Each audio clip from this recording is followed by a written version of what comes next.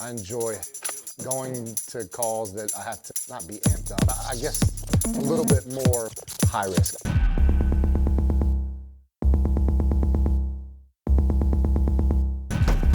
Police search warrant! I mean, I'm a thrill seeker, so I enjoy that type of work. Police with a search warrant!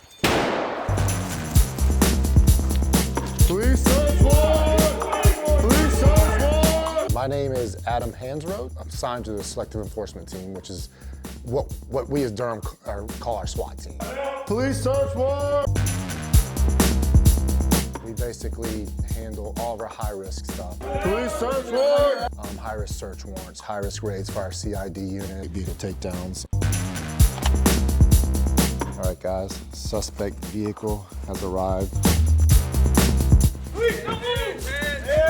I mean, it is high risk, but in these situations, I'm going into these calls with guys that have been on the team and I've been working with for over 5 years.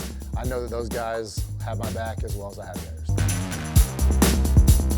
So I'm originally from Swansboro, North Carolina, which is 2.5 hours east of here on the coast. When I went from there, I went to East Carolina, Greenville, and then worked as a busboy and a server at the Red Lobster there and decided to put myself through BLET at Pitt Community College. I know people always say, oh, I've always wanted to be the police, or I've always wanted to do this when you ask that question.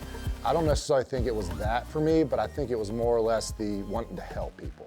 I always have had the want to see somebody do better than they have or be in a better position than where they were. And then Pam Shackelford, a retired recruiter, came and did the whole spiel and grew up a huge Duke fan. Never been to Durham. I had inklings that, you know, Durham's busy. Durham's if you want to go be the police, like you can go be the police there. And I was like, well, that's where I want to go, and that's where I put in, applied, been here ever since.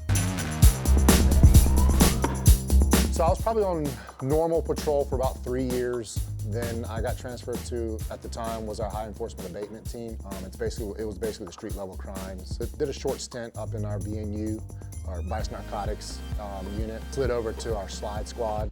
And then from there, I came to set. That was my main goal, was getting on the set team. And when I did make it, it kind of gave me that satisfaction that I made this type of team that can make an impact on the city. In the grand scheme of things, there are still people out there that want to help. There are still people out there that care.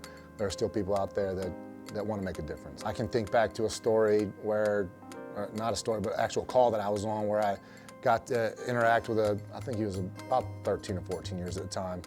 He had his house broken in, his parents had his house broken into, and they basically stole all of his higher end shoes, like Jordans and stuff like that. Kind of resonated with me because at the time I was a shoe guy.